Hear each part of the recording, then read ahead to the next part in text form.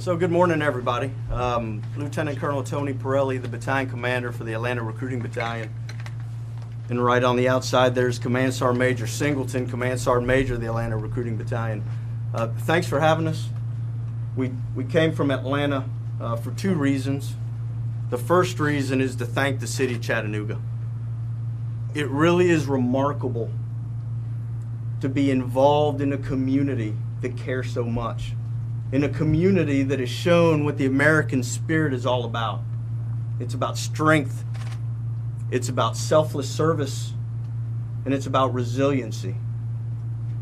And for you, our heartfelt thanks for how quickly the city reacted, for how quickly the city has shown not just the men and women in the Army that are doing America's mission of sustaining the force, also our brothers and sisters in other services.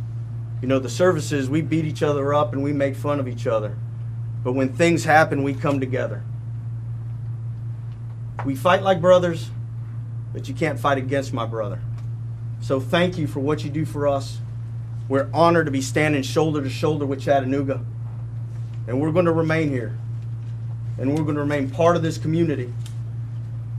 And on behalf of the soldiers, the civilians, and the families of the Atlanta Recruiting Battalion, and specifically the Chattanooga Company, I want to present each of you a coin, Battalion Commander Sergeant Major Coin of Excellence.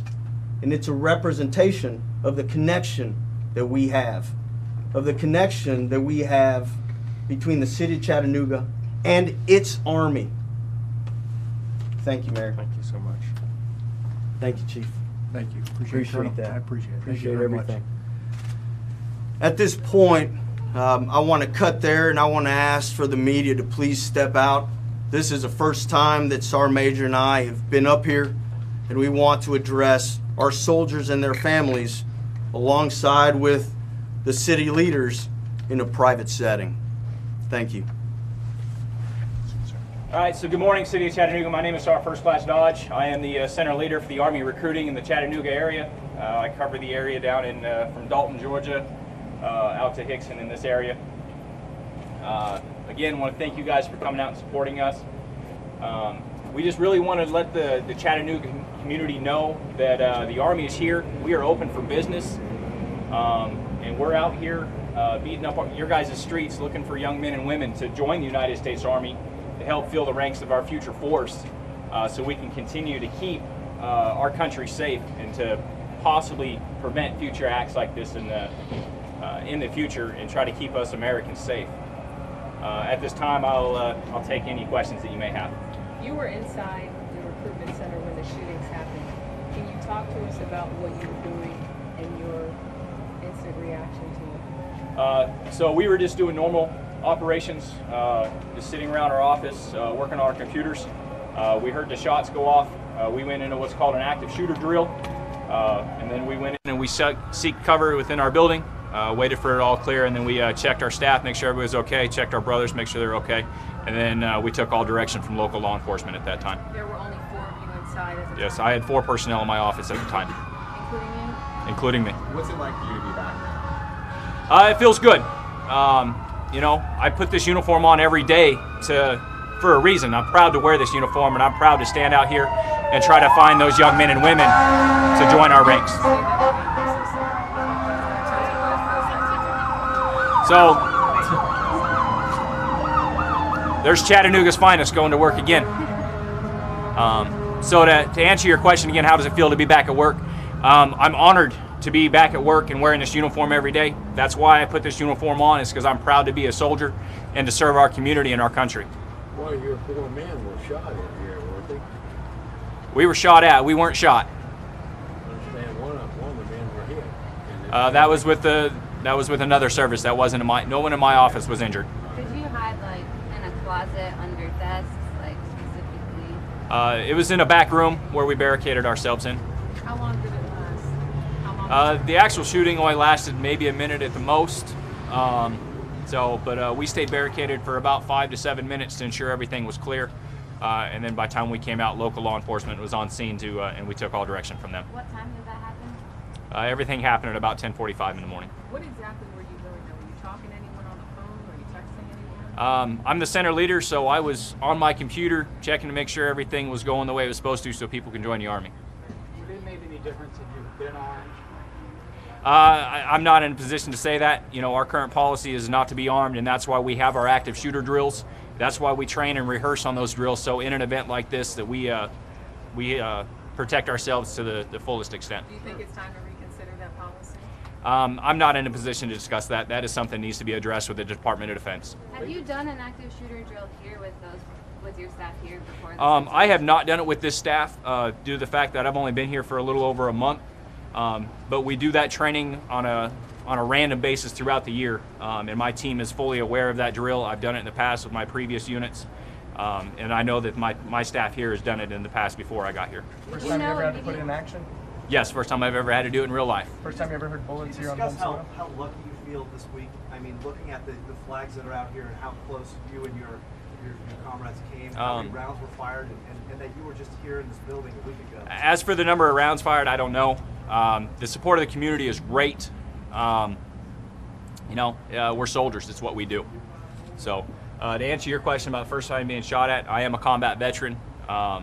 You know, I've been deployed multiple times, so this is not my first time that I've heard gunfire. But when you think about the 4 Marines that were shot and killed instantly, and then the sailor that passed away as well, what kind of goes through your mind, and just how thankful you are to be here talking to us today? You know, it's an unfortunate incident. You know, of course, as a soldier and as a protector of the country, I wish I could have done more. But I think that would go through any American's mind on, well, what if, or man, what could have I else done? What else could we have done to help prevent this?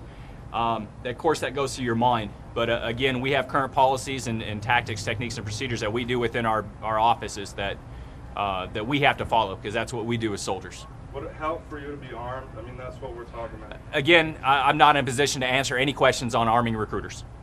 With your offices opening up yesterday, have you seen an uptick in people wanting to join? Not right now, but I still believe that this is still a fresh incident, and it's kind of, you know, the community needs to heal first, but the community needs to know that we're here to help them heal, and for those that do want to serve, we will definitely take care of them. When you come into work here and you see this memorial out front, does it serve as a reminder to you as what happened, or how do you? Not so much as a reminder of what happened. It shows me that the strength and the support of the community that we have, and it just shows how strong Americans are.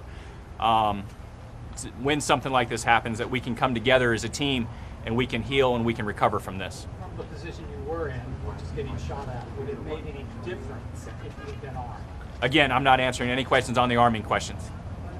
This is the first time that the command center, they said they've been down here meeting in this location. Talking about the significance of this meeting, what's going to be discussed? Basically, it's just to check in with our soldiers, make sure that they're okay, make sure that their families are okay, address any concerns that the families may have, and it's with our leaders. So if there is anything that may come up, it can be addressed to higher levels. That's why we also have the city officials here. So again, if the family members or the soldiers have any concerns, they can be addressed to the direct source. Is it a different feel inside this building now, knowing that right across is boarded up multiple doors? Honestly, no. Again, we're soldiers. This is what we do. And you take a moment, you take a knee, you reset, and then you get right back at it. We have a mission, and our mission is to put people in the Army, and it never stops. Thank you. Has there been increased interest? Have you had? Not yet. Like I said before, I believe the city needs to heal a little bit before they'll start coming. But I do hope that you know, we do have a spark in patriotism, and that those that want to serve can come see us, and we'll take care of them. Your first name? Robert. And it's first Sergeant, first class. sergeant. Do you have children? I do. I have one 5-year-old son, so he's a little too young to fully understand what happened. Is your family here inside today? No, they are not. How's your wife feel? My wife is my rock. She's been an Army dependent for 28 years now. Her father's retired Army, so she's been through it. Been through multiple deployments with me, so she knows how this stuff happens. But she is currently out of the area right now, so you know, there's not much she can do, but she's my rock. I can call her anytime I want, and you know, and she takes care of me all the time. I am not. You have a message for other recruiting stations around the country that are looking to you here to speak to us today? I'm originally from Oregon. That's where I'm from.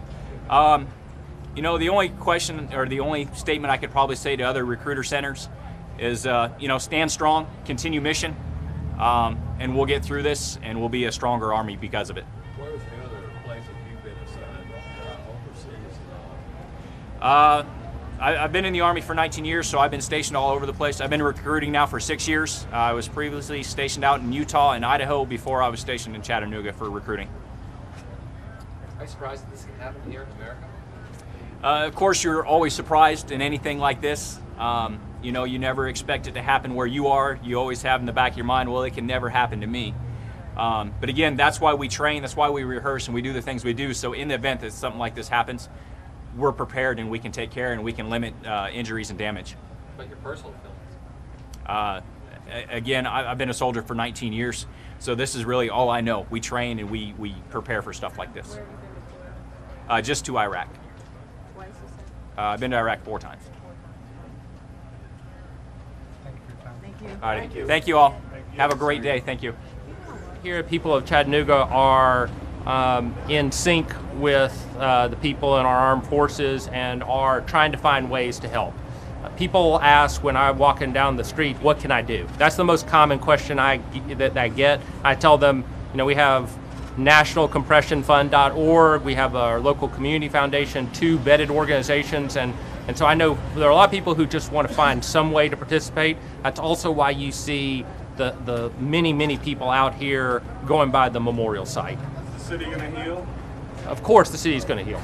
This is something that makes us ultimately stronger. Our hearts have been broken, but when we put them back together, we put them back a little bit stronger because, you know, we don't want this attacker to achieve any of his goals, and part of that is I think he wanted to tear at the fabric of our community, and what we're going to do is put it back stronger. What do you make of reports, Mr. Mayor, that the family representative is presenting that he was mentally ill and he was depressed?